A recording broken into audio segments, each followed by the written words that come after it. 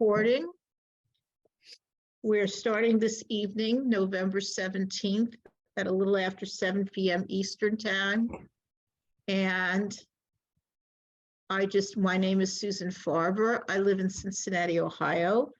Merle Karras and I have had the honor to co-chair for the last 2.5 years almost, Women's League Reads initiative or program of Women's League for Conservative Judaism. Unfortunately, Debbie Kainer Goldich, our president, and Rabbi Ellen Wolnitz-Fields, our director, are unable to join us this evening, but they send their best wishes to us and hope that everyone is well. And we'll enjoy our evening conversation with our author, Randy Susan Meyers. As usual, in our few years of doing this, Merle tends to pose our questions, and I do the monitoring of the chat and do the welcome and the closing. So as our welcome, I'm also introducing us to our author, Randy Susan Meyers. Randy grew up in Brooklyn, New York. She attended Jewish summer camp for many years and then worked at this summer Jewish camp as well. Then her career path took her to working with individuals and families by running a community center that provided daycare, alternative education, athletics, and summer camps to its population that it served. Later, she directed a program for men who were convicted of domestic violence and worked with the offenders as well as their victims. Currently, Randy lives in Jamaica Plain, a neighborhood of Boston, and she also works in providing writing workshops at Boston's Grub Street Writers Center and Northampton's Writer in Progress program. She's written several books in recent years. I have a few of the titles here, and after this program, when the recording is digitized and saved to be shared, as Isabel and the office staff do for us, I will send that with a list of these books, but just to name them, one is, her first novel was The Murderer's Daughter. Then she's also written, and this is perhaps not in the right sequential order, Women Under Scrutiny, Wasted with an I, The Comfort of Lies, 19 Myths About Cheating, The Widow of Wall Street, and Accidents of Marriage.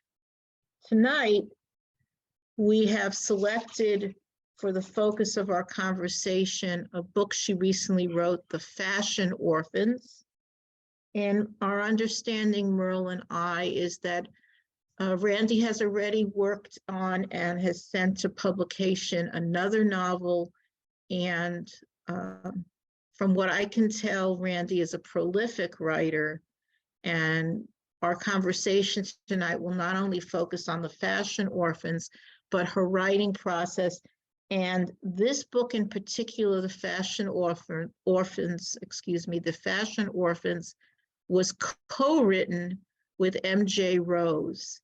And I think Randy will talk with us a little bit about that process in writing with a co-author, as well as her upcoming book, which has just been sent off for publication, if I understood correctly. So I turn it over to Merle and Randy for our Q&A. I will monitor the chat, and hopefully we'll have some interesting questions from you at all. So thank you. Let's continue. Terrific. Thank you. Andy, welcome, and thank you so much for joining us this evening. I was very excited. I've read a number of your books, and I guess I'll just start in general, maybe, before we get to the particular book. For this evening, Susan did just list off a number of your books, and I think that your writing, so I would say your writing style may be similar, the themes may be similar, but the stories are getting a little bit lighter and more entertaining than some of your earlier work. So maybe would you talk about what made you write a certain style to start with, and why you've sort of changed a little bit with Wasted and Fashion Orphans? Well, I think, first of all, thank you for having me. Thank you, everybody, for giving me a reason to live by putting on lipstick, something that doesn't happen as often as it. And I've recently taken on a new shade, so I'm trying it out tonight. It's Ruby Woo from MAC. By the way, if anybody likes lipstick, the MAC site has this incredible thing where you can try on lipstick digitally. Oh, virtually? Oh, that's virtually, fun. and it works. Anyway, enough with advertising for MAC. I think each of my books probably represents another obsession of mine, and some of my obsessions are perhaps funnier than others. Starting with The Murderer's Daughters, when I delved into two sisters witnessing their father murder their mother, and then what their life was like for the next 40 years, which still had humor in it, because in my family, I don't know about yours, often in a Jewish family, humor surpasses almost everything. And we had a lot of tragedy in my family, so the humor sort of got my sister and I through. So, I dealt with that obsession. I dealt with the obsession of marriage is always right there, looking at domestic drama. With Wasted, I dealt with my ridiculous obsession with weight issues and self-image. I dealt with emotional abuse in The Accents of Marriage. Widow of Wall Street. Oh man, that was so much fun. Why was that fun, Randy? I was writing a roman à clef, a novel based on truth about Bernie Madoff. Why I called it fun, I don't know, but I enjoyed the heck out of writing it. I explored so much. Fashion Orphans did come to a lighter place, but it still has a lot of family mishigas, enough to fill your need for domestic drama. And now the one that I just sent off to my agent, it's not off to publications yet, Susan, though I wish it was that far along. I just sent it to my agent and she'll sell it, God willing, my mouth to God's ears. And this one visits the time of the 60s and the 70s and communes and the crazy things people do. And I went from 1964 to the present. I'm a little worn out from that one, but it was a lot of fun. Boy, talk about revisiting the past. So, but what's the obsession that goes through all of them? I always think about that. And I think that the obsession is usually around knowing the right thing to do and the not right thing to do and having to choose between them. I'm deciding that's one of my obsessions lately. So I did hear you speak in person once before, and you were very entertaining in telling us a story about your history growing up in Brooklyn. Would you be willing to share with us your childhood in Brooklyn and your mother and her fashion sense? And I am ever over open. The only thing I almost never talk about it are my kids, because their lives are their lives. So thank God I have some boundaries in my life. But I grew up in Brooklyn, a single mother. It's a mixture of things that people go, how can you go funny and very sad? But it started, my writing career was probably most impacted by the fact that my father did try to kill my mother. He did not succeed. And after I wrote The Murderer's Daughters, a lot of people, I did a lot of Jewish events, and people kept coming up to me saying, oh my God, I can't believe you wrote about it. I don't think that ever happens in the Jewish community. And like, yeah, it does. It happens in all communities. In fact, I'm going into a little path here, but I did this huge event with hundreds and hundreds of people. And this woman came up to me afterwards, and she was like the size of my finger. She was so small. She was tiny. She thinks she was 100 years old. And it was about the murderer's daughters. And she said, darling, I loved your book. It was so good. But why did you have to make them Jewish? Because she didn't like me portraying domestic violence. But my mother was quite a fashion person, and she was a party girl. So, for instance, this probably will not make me look like I could fit in very well here, but on the Jewish holidays in New York, which come every other day, I mean, we never went to school in September. It was just one big Jewish holiday, and it didn't matter what you were, you got off. But my mother, before going off to work or on a date, the rule she would give to my sister and I was, don't leave the house without a skirt. So that was kind of my Jewish upbringing. What I learned was not to leave the house without a skirt, because she would be ashamed of me. But what saved my life was the Federation of Jewish Philanthropies, because my mom didn't have a lot of money. My father died when I was 9, and they were divorced well before then. But I had a full scholarship, my sister and I, from the Federation of Jewish Philanthropies to a camp that is still really close. And I dedicated the Murderer's Daughters to the director of the camp, because she basically saved my sister my life.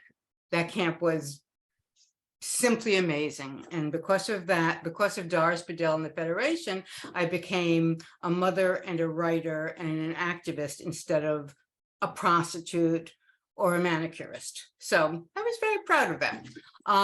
So thank you, Federation. My mother had the most gorgeous clothes. She would have these things, I don't know, I think that's where all her money went. And then she would give us like $5 to shop for the year at John's Bargain Store on Church Avenue. It was like you couldn't even make sense of my childhood growing up, because we didn't have food in the house, because she didn't really have enough time to go shopping. So my sister and I were very, very fond of dry matzah meal, which if you scoop it out with spoonfuls, is not that bad. Like cereal. It was like cereal. Cereal, Merle. My sister and I, our favorite food in the world is cereal, because we always had cereal in the house. So the fact that I was even a halfway decent mother to my children is some miracle of God that I can only give to Doris and the Federation.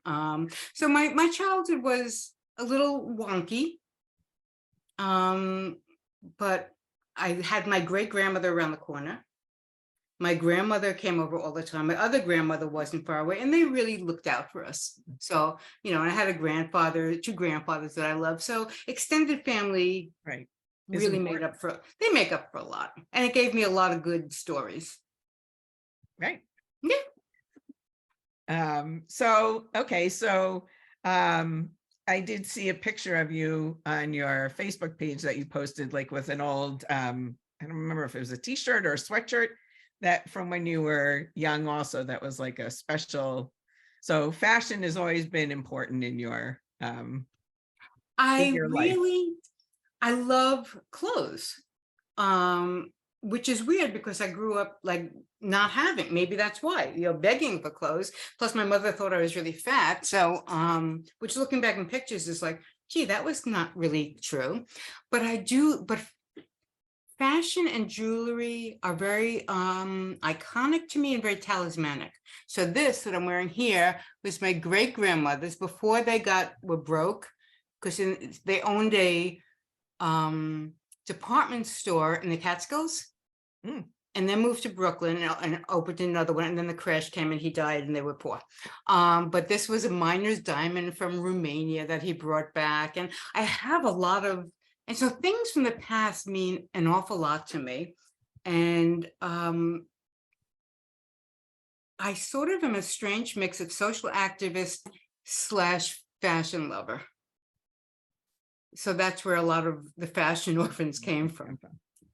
All right. So this is the first time you've written a collaboration with another author. How is that different than your writing by yourself? Well, it was actually fun. I mean, writing is fun, although a first draft is the hardest part. I love revision, but a first draft is hard. But I always outline, but with this one, we really outlined. And the idea came, we were friends, and the idea came, we were on the phone one day, and I was talking about how I read this thing, how in Japan, they have romance novels just for women over 50 and 60 and 70 to really play the market. And I thought, well, that is great. And we talked about how there's not enough books with older women as protagonists who are not so depressed. Because so many of the books with older women, they're like, oh, I'm old and I'm depressed. It's like, yeah. But not every older woman, I mean, in fact, I find every decade, life gets kind of better, more aches and pains, but happier. I'm much happier. I just turned 70 last year. Oh my God. Although I do wake up in the middle of the night and go, how did that happen? I wasn't looking, and suddenly, I turned 70. I got to pay more attention. But so we had this idea, and we write very differently, different kinds of books. MJ writes a lot of sort of historical fiction and magical fiction and some gothic, and I write current stuff that's more intense and dark, and we decided that we could have some fun doing something together. So we planned the whole thing in Kansas. And we were together at doing an event for some previous books, and we sat in the lobby of the hotel planning the whole thing out while we were there on a weekend.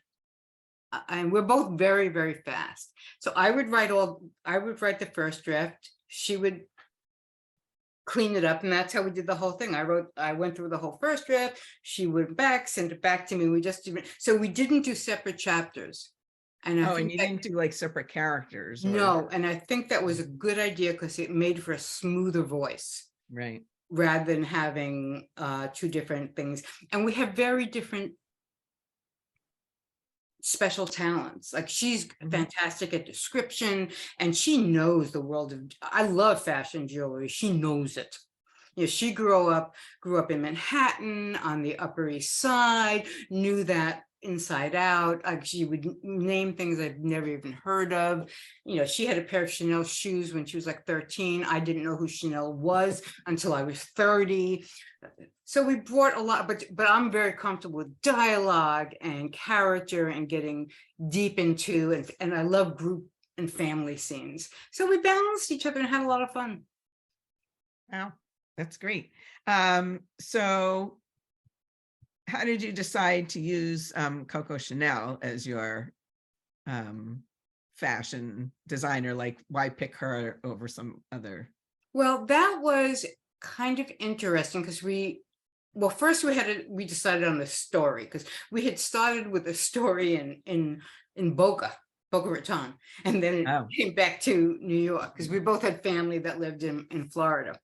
So once we settled on the half sisters and the secret closet, then it was, who's it going to be? I know about the fashion big names, but I don't have them in my closet. I'm trying to think if the biggest fashion person I've ever had, but it'd probably be so pathetic that I don't want to name it. And she knew a lot of fashion. She felt that Chanel was the most iconic, and that it would be easy to do it. The character of Betty, the mother, could easily be obsessed.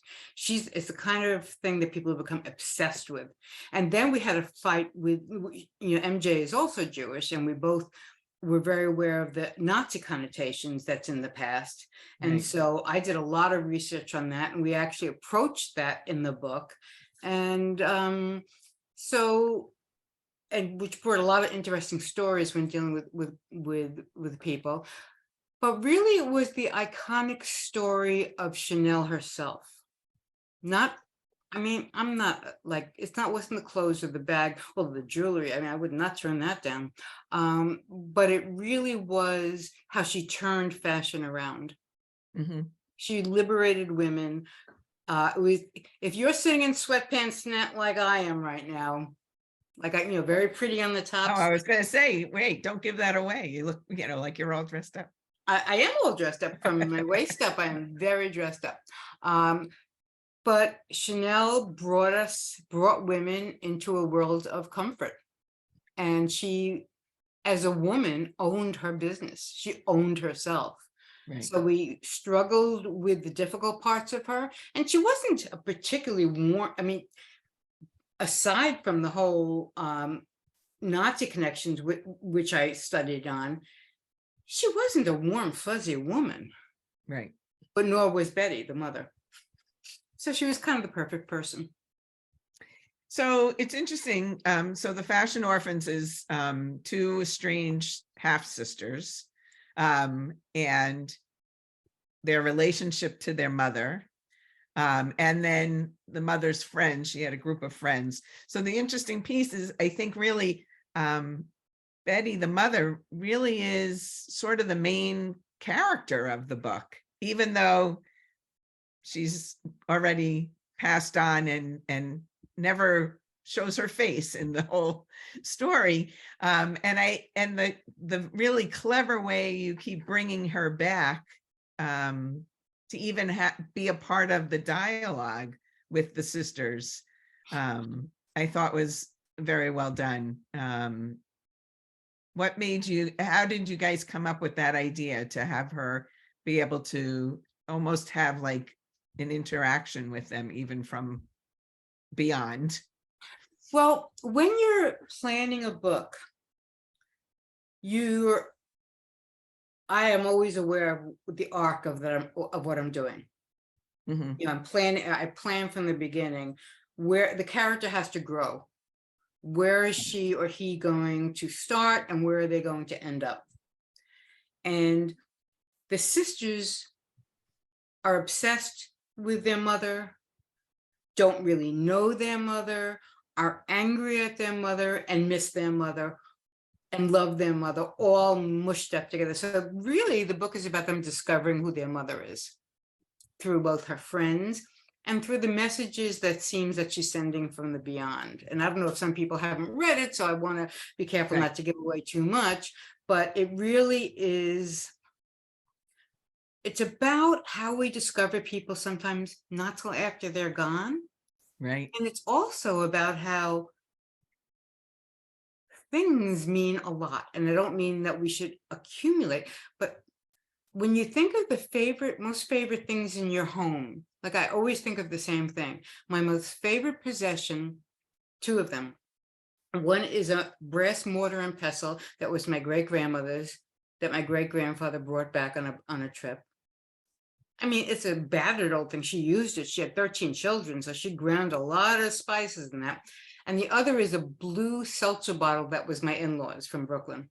Oh, right. Now, from everything in the house, from everything I own, that's the stuff. And so what we explore in the book is the meaning of things, the meaning of jewelry, the meaning of pocketbooks, the meaning, in fact, there's a very special scene for me where Lulu and her daughter-in-law to be go to visit the Museum of Jewish Heritage in New York, the one on the water.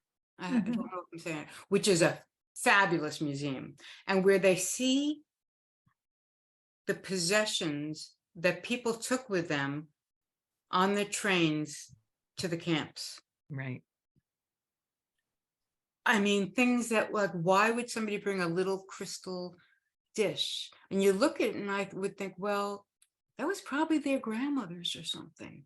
You hold on to things as representing your family. So there was a lot of stuff that went into the Fashion Orphans, the fashion, the fun part, the sisters, the fighting, the family dinners, the bakery, the food. One of the sisters owns a bakery, an Italian bakery. She married an Italian guy. So it was a fun book to explore all that stuff. Right.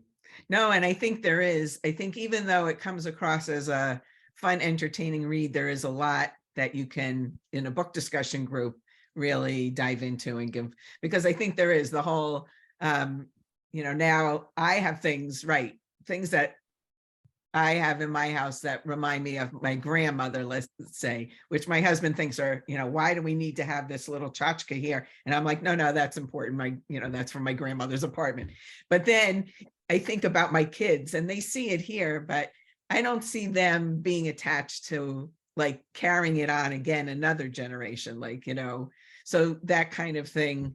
Oh, as Wondering they what get older, they will. well, right. Well, that's the thing. Then you wonder, like, what are the things they're going to look around in this house and say, oh, this is the thing I want to remember my mother by, or all the other things are going to like throw out and say she collected too much stuff. So yeah, there are a lot of those kind of things in the book that are, I think do lead to a bigger discussion. The other idea between the two sisters, I guess I was very frustrated reading it when you know what one of the sisters is feeling and how much trouble she's having, getting enough money to keep the bakery going or whatever. And the other one's having trouble because she's, she put her two sons through college and she can't afford, the bills. She's like up to her neck in bills. And yet they won't come together and just say, this is my problem and this is my problem. And this is why I need the money, or this is, and so I was getting really frustrated that they couldn't have a sisterly conversation together. It was like,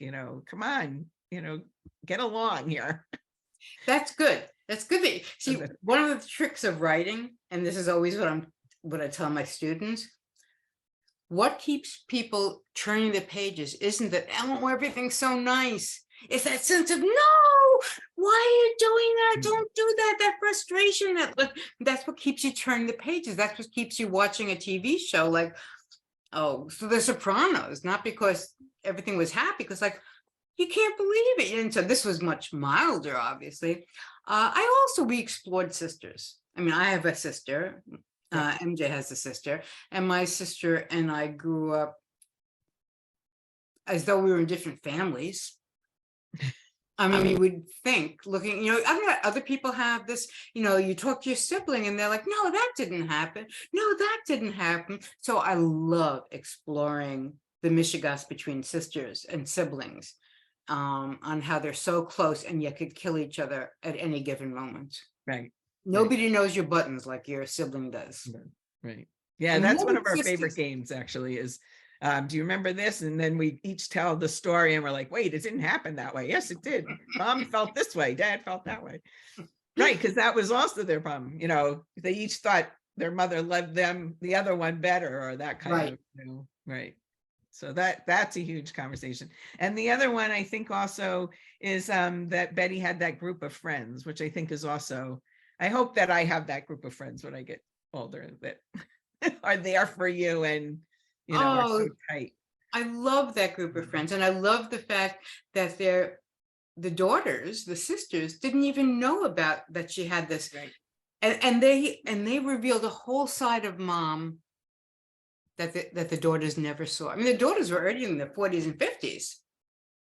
And so there's this group of friends in their 70s and 80s and who are just a joy and who are reveal and who are the ones that really make a big difference. Older women can make a really big difference to younger women. I believe that. Mm-hmm. Right. Intergenerational, I think, is important too. Yeah. So did you have any character that was like your favorite character that really I really loved the woman who owned the store that later became their shop. Thea. Mm-hmm. I love Thea. Sometimes I find a semi-minor character who I fall in love with, and Thea was just. I love discovering when people have these little ticks, and she put out in her art bookstore, in her theater books store, she put out little plates of cookies for the women in the neighborhood that didn't have anything, made sure to put them out every day. And the fact that the sisters then later took that. She was such a generous spirit, and I loved her mean son that tried to steal everything. I loved the sisters. And I generally find the character that's the least like me the most fun to write. So, you know, Lulu had some things that I could really identify with, the children, the this, the that, the, you know, the Brooklyn. Gabrielle was so different that she was actually really fun to explore and find out who she was. So you said that you had an outline, so you knew at the beginning what the ending would be, or do you ever, like, as you're writing, think that maybe, you know, like something comes along and changes the direction a little bit? 99% of the time, I write a 3/4 outline, because generally then the end reveals itself. Hmm. So a lot of people I know actually write their last line and know their ending. I like to discover through that first 3/4 of the book what's going to happen, and it's very challenging. And I walk in circles sometimes for hours. Like I'll go for a walk trying, like, what's going to happen? Blah, blah, blah, blah, blah, blah, blah, blah, blah. You know, it's like I always tell my students, there's story and there's plot, and they're totally different. Story is what happens, plot is how it happens. And for me, the story blossoms up in front of me. Once upon a time, there was a blah, blah, blah. But then the plot, that's the one that I find very challenging. And endings are hard because you really want, it's like gymnastics. When you watch the Olympics and they talk about, oh, what is the phrase they use when you, something, the landing, somebody must know it, when you hit the landing, when a gymnast comes off, whatever. You want to really hit the mark. Pia is saying stick it. Stick it, yes. Stick the landing. Thank Adrian you, tells thank you, us. thank you. God, it's amazing I remember my name these days. Thank you so much. So sticking the landing is very important to me, and I will sometimes write like 5 or 6 different endings till it hits me in the gut. I got to feel it. And then I know, for at least me, at least I have to do it well enough to satisfy myself, and then I pray it satisfies the readers. All right, so I'm curious because you mentioned Thea, who has the bookstore, and the son. And to me, that seemed like a very, like, off in a different direction. So was that planned all the way through, or did all of a sudden, like, as you're writing and you and MJ are talking and you say, well, we could have the son want to, like, put his mother away in a nursing home. Those are bubble ups. Usually when I do an outline, it's pretty bare bones. With the general arc, but then the real crunchy, nibbly, delicious stuff bubbles up. And sometimes, and I try really hard to be cautious, be careful how I work, because when you go down too many dead ends, then you're ripping up a lot of work. And even though I revise over and over, I want to at least get my tracks down. And that's the magic part of writing for me, when you're, you know, blah, blah, blah, and then, oh, where did Nigel come from? And where did his horrible wife come from? And so I always tell my students that the tertiary characters can be the ones that just give you just frisons of delight all over the place, because they just walk right off the page and say, hey there, here I am. So an outline is not a girdle that pulls you like this. It's more of a roadmap, and then you can take little side trips all over the place. And how long since anybody's worn a girdle? Why did I say that? Oh, God. Whew, I am going back in time. Must be the red lipstick. That's a good fashion, right? A good historical fashion reference. Yes. I think was Coco Chanel the one, though, that, like, introduced Thanks. I hate thanks. Somebody put that. I saw somebody just wrote that. Yes, Cindy's from Chicago. Yes. No, but was she the one that actually got rid of, like, told women they didn't have to wear all that stuff? She's the one who started the loose dresses and the blouse on look and the trousers. I mean, she was very smart. Right. Was she the first one for us to say women could wear trousers? To design them for us? She was certainly in the forefront of it. She's one of the first, you know, designers that not only made them, but wore them. Right, Mhm. right. She wore them very early on. She was very forward, Yeah, about fashion stuff. And as a woman, I believe, you know a lot more the difference between wearing a loose dress that flows over your body versus a girdle that makes you like Right. this. You can't wait to come home and take it off Right.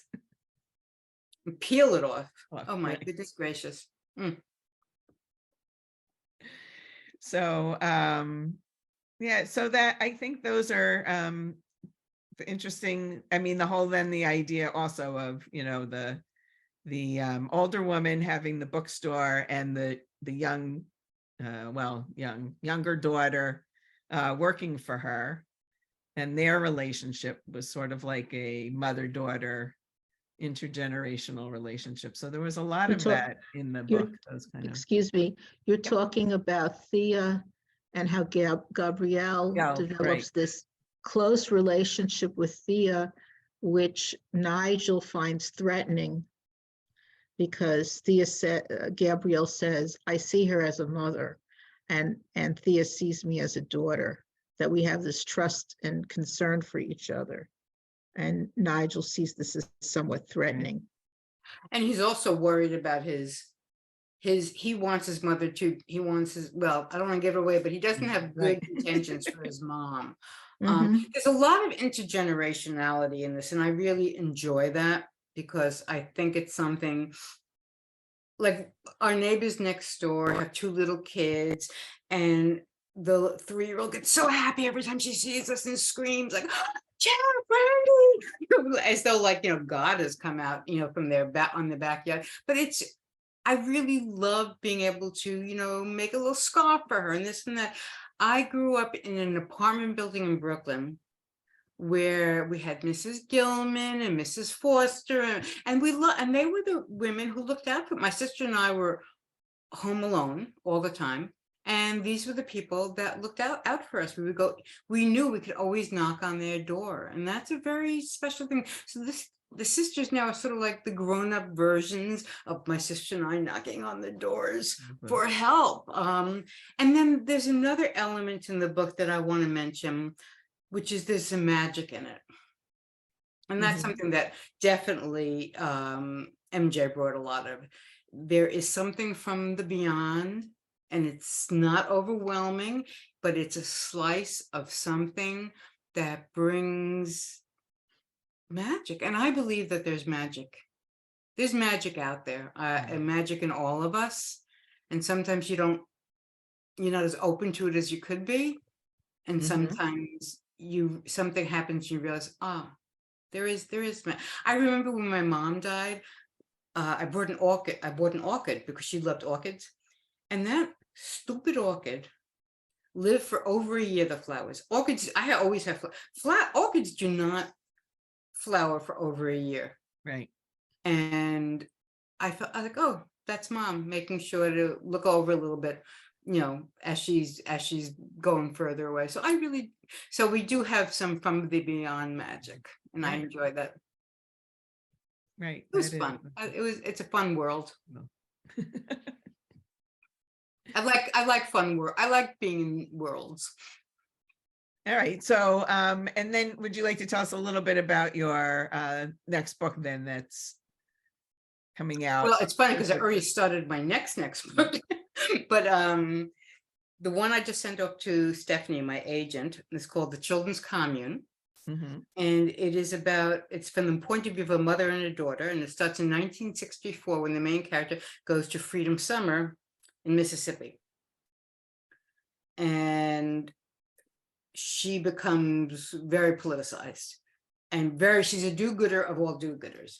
And she joins a political, she's in a political commune in Boston with her boyfriend. It's not like a hippy dippy commune. It's very much the kind of communes that also used to be around, which were very politically active. And they all have children. Eventually they all have children, and they have this brilliant idea because things are getting very dangerous in the political work they do, of having, this is around Kent State. I don't know, I'm sure everybody remembers that. And they decide to have a children's commune in Vermont, where they send all the kids. And then we switched to the daughter's point of view. Not so happy from that point of view. And even though it is a fun place for the kids in many ways, there's not enough boundarying and something very bad happens. And then we come back to the afterwards. So we have the before, the middle, and the afters, and it follows all the characters in this commune from 1964 to the present. And it was a magnificent book for me to write in terms of research. And I loved, it was a huge cast of characters. Wow. And writing from a mother-daughter perspective is always so interesting. It's just, I love that whole thing about the blind man describing the elephant, and depending on whether you're touching the trunk or the tail, you're just going to describe something totally different. Right. So this book was, it was different, but it still explores that whole family thing. And then you have the family made by the commune, and then you have their families, and then there's a mixed marriage in there, and there's, there's all sorts of fun stuff. Oh, and we have a jeweler. I had to put a jeweler in there somewhere. The daughter does become a jeweler, yeah. So again, exploring the whole family relationships. Yes. And going back in time, for me, it was like, wow. In 64, I was not old enough to go to Freedom Summer, but it wasn't long after that I was suddenly in, college. And so those years were, I don't know if I did it, but not too many people have really captured what those years were like. They're always either, from my point of view, made into a caricature, mm-hmm. Where they just, people throw in a couple of pot smokings and think they've done it. And people don't tend to capture the seriousness that people felt at that time when they were working politically. I mean, there are a couple of people I know who have. Ellen Meeropol is one, a friend of mine. But that whole, we're going to change the world, that passion, but not always put together with as much wisdom as you might need. So that was a pretty intense book to write, and I enjoyed it. Must be interesting to go back and look at the history too now and compare it to where we are today to see. Oh my God, things haven't changed so much, or that things that we're so concerned about now, we've lived through before. So it actually gave me a little bit of relief as I was writing it, as I'm writing about things like Kent State and Nixon and the presidency and the Vietnam War, because you forget a lot of it. And I was doing an enormous amount of research and readings, and I like to go to primary sources. So along with reading books and memoirs, I go back in time to the New York Times articles that were written when the 3 young men died in Mississippi. Yeah. Went back and reading the articles that were written in Mississippi, the articles written in the New York Times. It was just, primary sources are very important to really portray. And I actually put in a lot of little vignettes from the newspapers. Hopefully it's okay. All right, so we've swung from the. I hate to say that it's light. I mean, Wasted also was seemed like a lighter topic, but it's true that you were dealing with important issues also in that one. With I got some of the most heart-rending letters from people from that book than anything else, in terms of women facing their self-hatred. Right. So that was incredible for me. It was one of the most personal books I've ever written in terms of really revelatory. I mean, the characters weren't me, but the emotional juice was right there. Right. Merle, I just wanted to ask a question we had discussed the other week. Randy, I thought it would be interesting for our participants, our audience, to hear a little bit about the process that MJ, I think, contributed all the background information you needed about all the Chanel stuff in the closet. Well, actually, no, Right. it wasn't all. Melise had more of it at the tip of her fingers, but since I was writing on the first draft, I can't write anything unless I have a very strong hold on it. Otherwise, I feel Okay. like I'm walking on a bounce again. So she had it all, and she was able to correct me. But I read every history book I could about Chanel. But in order to find the specific items, I would go on the Real and First Dibs. I don't know if anybody's ever gone on those. If you want to just really lose yourself, that's where people sell secondhand things. I mean, if you need to buy a pocketbook, a secondhand pocketbook for $24,000, That's this is where the to go. place. I mean, you should definitely go. This was not a book that I wrote where I ended up buying little things to remind me of it, because that wasn't going to happen. So the research was actually so much fun. There's one part where I write about a pocketbook that was looked like a milk bottle with all glitter and palettes and everything. I mean, these things are there. I felt like I was a voyeur on a world, so that Melise brought the more matter-of-factness to it and the more absolute, like, and I was brought the Lulu, like, whoa, people pay what for that stuff? Because the two sisters grew up very differently because they had different fathers. So the exploring of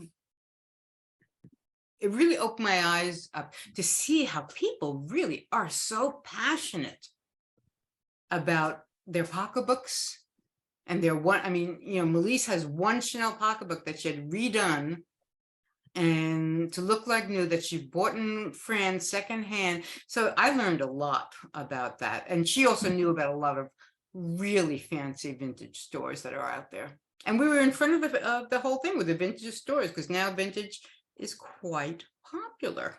Oh, yes. And I will say that when you talked about a certain pocketbook, would give the name of it in the book, I would go in and Google it to look it up to see what it really did look like. And it is amazing that they're all out there, and they are right. Very we used expensive. all real. There's Real. nothing we used that wasn't real. Every Bakelite bracelet, every single thing. And I do that with all my books. I do not make things up. There's too much interesting stuff right out there. We don't have to make it up. It's just great. God knows I did it with the children's cut. Well, I kind of made some stuff up and wasted, but that was good stuff to make up.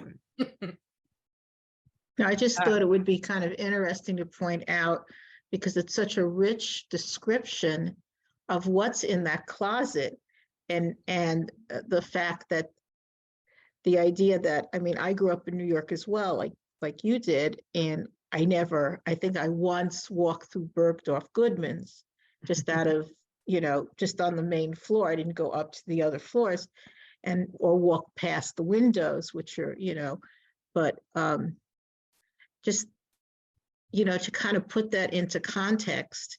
And this was part of the passion of the mother, And she would Melisa's go. passion. Yeah. Mhm. Melise loves Bergdorf's, and she took me to Berg. The first time I went, she brought me, and she called it the Jewelry Museum, a jewelry museum on the bottom. And she made me try some stuff on. And I tried on this necklace that I was like, that's extraordinary. It's gorgeous. And then I look at the price tag, and I was like, I don't know, something crazy, way, way, way over anything I would even consider, even for my 50th anniversary. And my husband, well, he'll do some nice things for me. And she says, oh, you should treat yourself. It looks beautiful on you. I said, will you pay for my divorce lawyer when I get home? So she grew up in a much more rarefied atmosphere than I did. I mean, John's Bargain Store, Bergdorf. So that was really fun, in that she knew. And by the way, Susan, the descriptive, she is wonderful at describing those things. And that's where we had some fun, where she could just get these lush descriptions, and I would have these big fights with my dialogue. So we had a lot of fun doing it. Mm-hmm. No, because that's a part of the world that, I mean, my mother for, I think 20 years maybe, was a saleswoman at the Saks Fifth Avenue on Fifth Avenue in coats and suits. Ah, And it's one of those stores that if you have to ask what the price is, you know, maybe you really aren't in the right store, you know, because most people go into those stores, it, you know, it goes on their account and they pay for it when they pay for it. You know, it's the same thing with Henry Bendel's, which doesn't exist anymore. I mean, a lot of those kind of, you know, Best all and those stores are Company gone, right? A decades lot of ago, them are which has gone. disappeared. You know, Best and Co is where the Trump Tower is now, but was once there. But I'm just saying, it just, you know, Right. it's a time and place, and I think that still exists. That there are those people. I mean, look at Oh, I was re- there are those people. I mean, there. I go I to New mean, York a lot. yeah, They are there. I was reading about Paul Allen's auction of his paintings and the millions and billions that were spent there. I mean, somebody's got that money somewhere in the world to spend on A that. lot of those stores are gone. It's true. I just realized like Bonwit Teller was a big store in New Uh-huh. York. And, yep. All those And iconic stores. Taylor, what was Lord and Taylor's is Lord not and there Taylor. anymore. Yep. When I I was mean- growing up, Lord and Taylor's to me was like the zenith of, I didn't even know what Bergdorf's was. I didn't even, but Lord and Taylor's to me was, you know, where the rich people went. Right. Mhm. Not to, well, the most fancy place I would go was Macy's. That was fancy when I was growing up. Now I've become a Bloomingdale's girl, and my husband makes fun of it all the time. Yeah. And I probably Right, it's so true around any the country. questions from the audience or? Yeah, the only thing I found is somebody named Phyllis. I'm not sure where Phyllis is from, but she had a comment which I thought was very fascinating, that many of us may want to wager on, with the difference between a son's attachment to family treasures versus the daughter's attachment to family treasures, and how that, you know, if you think about it, each gender has a slightly different reaction. And then Karen Block here has a question regarding the notes tucked into the purses, and were they really attributed to Coco Chanel? Oh, yes. Those quotes were all real Coco quotes. In fact, there are so many Coco quotes that picking from the bounty was difficult. Absolutely. So where It did was you fun to find the these? right one for the right time. So how did you find all these Coco quotes? There are books of Coco's quotes. If you go into Google, there's, you know, a zillion of them. I mean, if you look for it, it is there. There are so many, but I have an entire book of her quotes, but then on the internet, there's a whole lot more. And I never trust one source.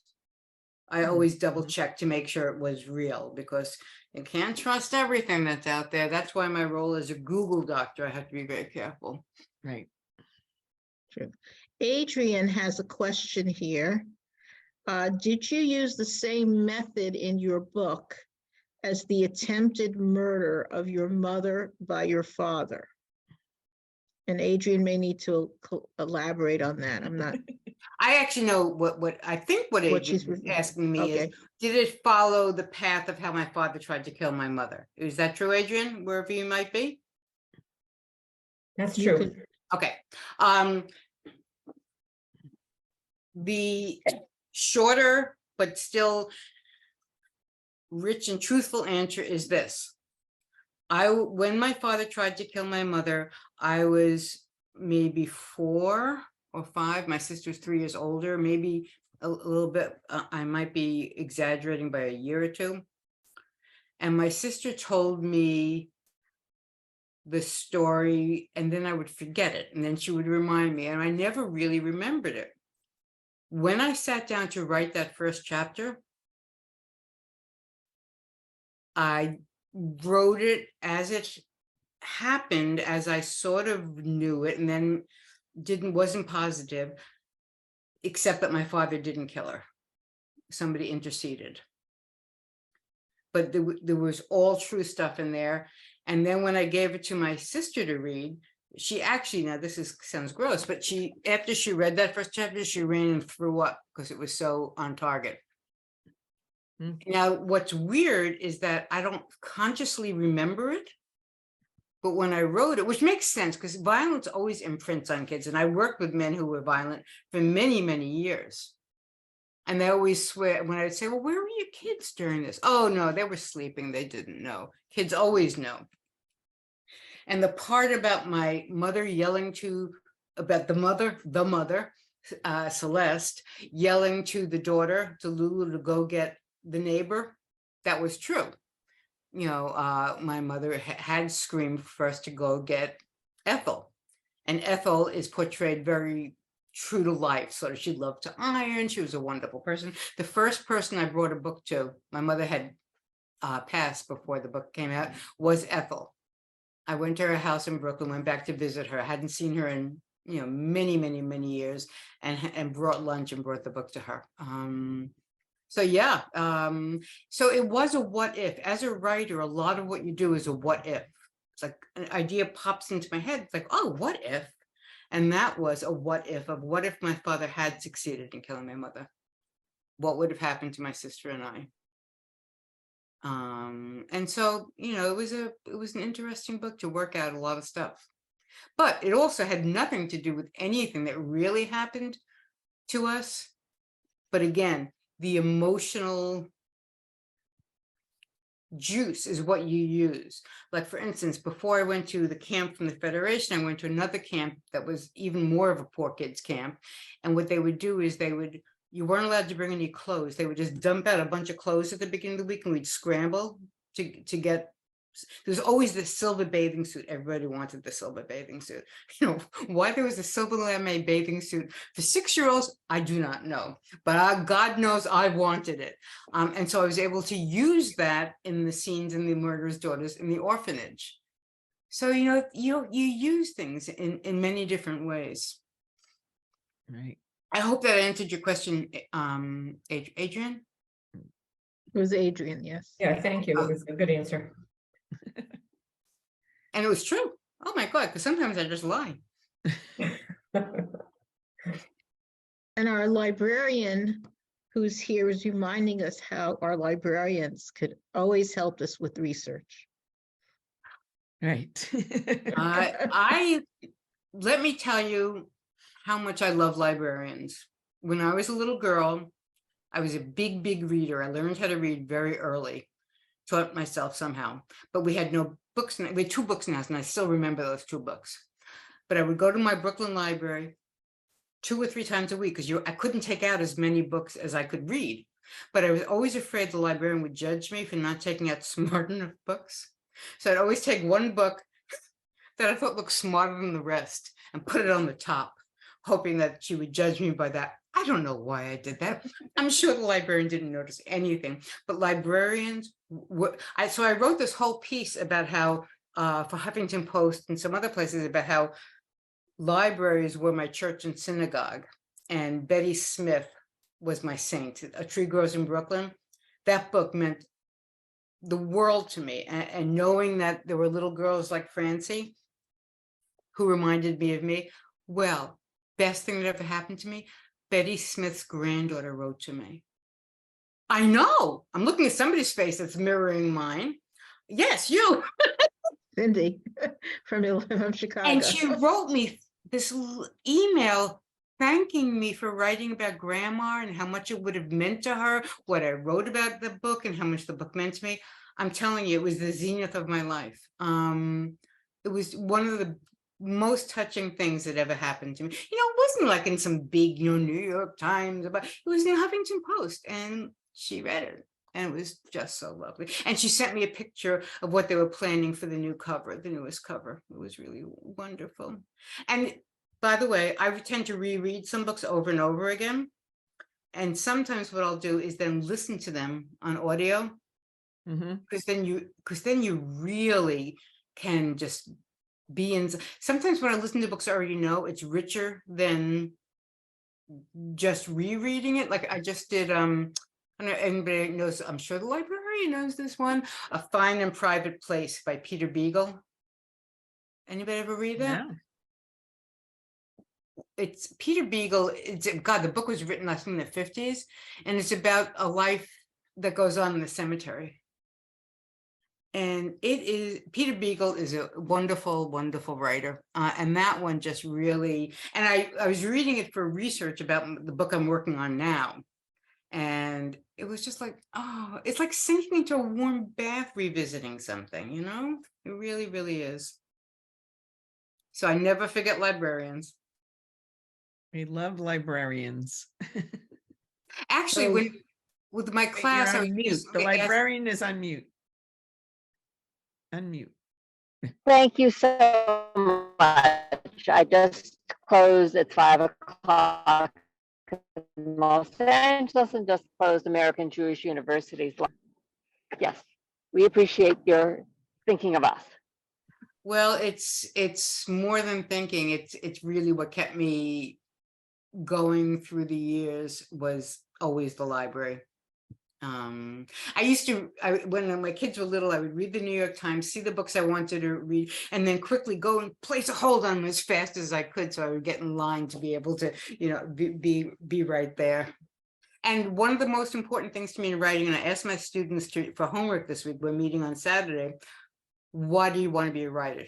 Why are you doing this? Why are you why are you doing all this work? And one of the things that I wanted more than anything else in terms of becoming a writer was to see my book on a library shelf.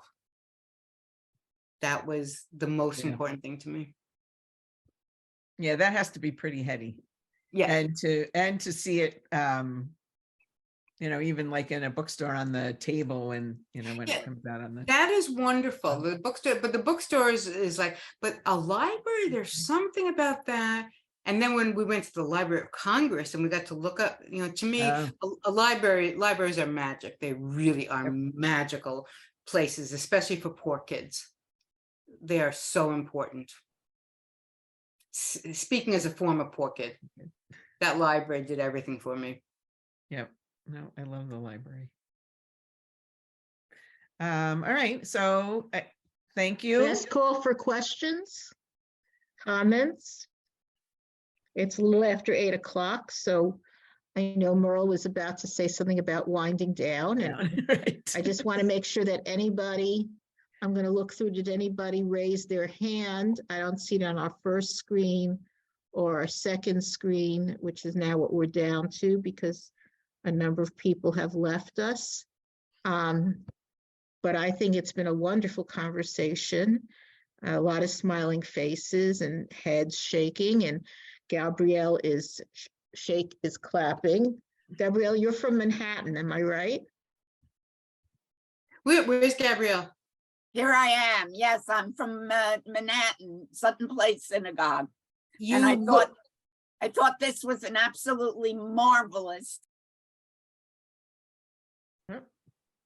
Wait, Oh, somebody muted her. Okay.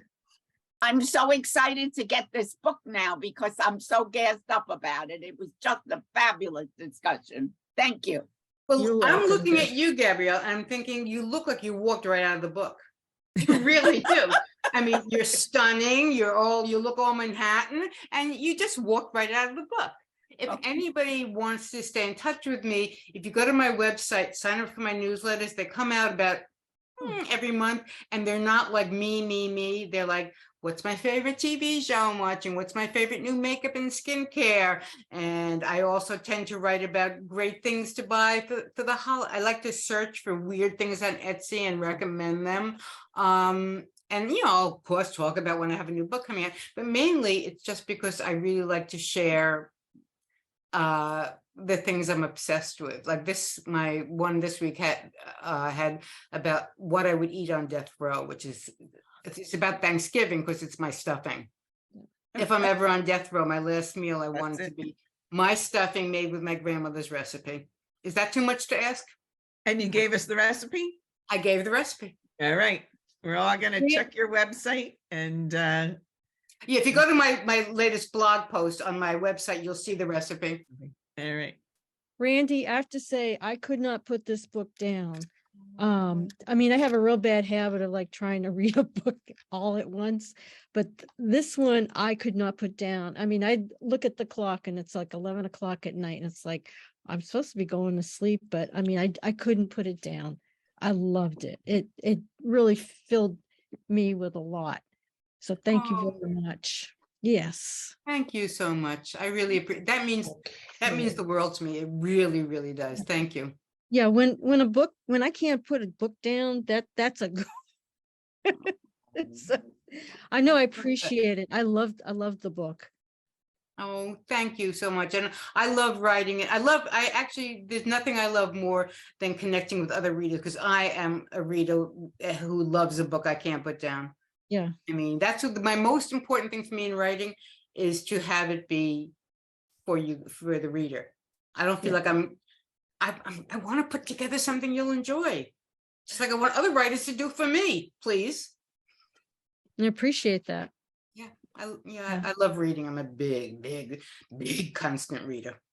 But it's almost like it brings there's the story, but for some reason it like comes to life, and it's like you're almost, even though it's not your story, you're part of it. Like when you're pulled in like that. And I think that would be part of why I didn't want to put the book down. I mean, 11 o'clock at night, I'm still reading. I didn't want to put the book down. Yeah. Well, one of the things I do when I'm writing, and maybe this helps that process, is I write from the inside. So I become each character, whether it's a bad guy, a wonderful woman, a philanderer, whoever that they are, I become them. It's kind of a little weird, but I call it writing. I like very hot writing. I don't mean sex. I mean, I like stuff that comes from the gut is how I feel. Well, it's like trying to present it truthfully. Oh, okay. This is where it comes from. When I worked with the criminals who were all batterers, when somebody would tell a really good story that they could relate to, it wouldn't be me, it would be one of the other criminals. The whole group of guys would go, like all these guys would suddenly become church ladies. You tell it. And I realized that's what I want. I want readers to get that feeling of truthfulness, that feeling of, yep, that's what women really do think about when they're in bed with their husbands sometimes. And that's what I like to do. I like to be just like, take the filters off, just that's what's really underneath of, because we all have this stuff inside of us. And people say, do you worry the reader will think it's you? No, because I know the reader thinks everything's me. They think I'm the rapist. They think I'm the murderer.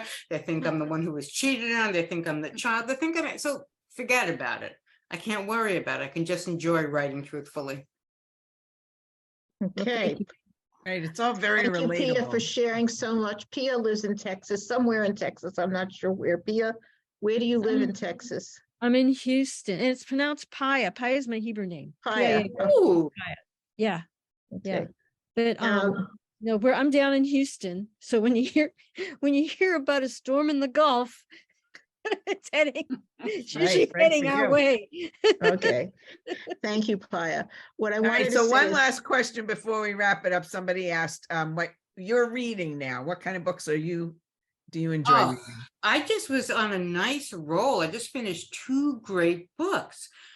I just finished Demon Copperhead by Barbara Kingsolver, the new one. Yep. Oh my goodness. I too was kept up all night. I became bleary. I haven't loved every one of her books. I loved the Poisonwood Bible. This had that same feel for me. I adored it. And I just finished another book that a writer friend recommended called Fellowship Point by Alice Dark Elliott. Somebody's nodding. Somebody read that book. Yeah. You with the green sweater, right? That's who asked the question. Linda. Good book, huh? Well, if you like that, you'll like it. And those 2 characters, 2 women in their 70s and 80s and thinking back on their whole life, and they were best friends forever. And it's one of those books with older women where they're not like scrying and horrible. No, they're wonderful, wonderful, wonderful characters. So those are the 2 books I read most recently, and now I'm reading a memoir. I like a lot of memoirs called Fatty Fatty Boom Boom by Rabia, Rabia Chowdhury, I think. Where's the librarian when you need her? And it's a memoir of somebody who grew up in the United States, but from Pakistan, and about food. It's about her relationship with food and being very big. And she talks so much about food. All you want to do is go out to an Indian restaurant immediately and eat. But she's a good writer, and it's a great memoir. I do love memoirs. So those are the three I've read most recently. Ask me next week and there'll be three more. Right. Excellent. Okay. All right. Well, I think we can wrap up and Yeah, end we the could wrap up. recording and- I just want to say Rusty, who lives in the Buffalo, New York area, has thanked us, Merle, for providing these books for us to read, suggesting them. And she's already started reading Rebel Daughter. Yeah. Rebel Daughter is written by Lori Banoff Kaufman with 2 N's. Ms. Kaufman lives in Israel. We will be chatting with her on Sunday, January 8th, 1 o'clock in the afternoon Eastern Time Zone. I'm almost expecting that we'll have at least 10 Israeli members, because usually when we have an Israeli author, at least 10 Israeli women who live in Jerusalem or Modi'in or on one of the many kibbutzim in Israel where Americans have settled will join us. So I look forward to you, and I know people have been registering for all 3 of our Women's League events since before New Year's, I think, or just after, because Isabel and Karen and anybody else of the staff in the New York office have been sharing the links every week. And Cindy, I think Isabel put the URL for Randy's website in as you requested, but I will probably be sending out a message to the Google group next week with some information. We've recently learned of some other books and authors that are interested in making their books available to Women's League members. So I will be sending out some message about that through the Google group, as well as in the Women's League Week, it will be published. So that will be a wrap up for today's interview, as well as preparing us for future reading adventures that we may choose to have.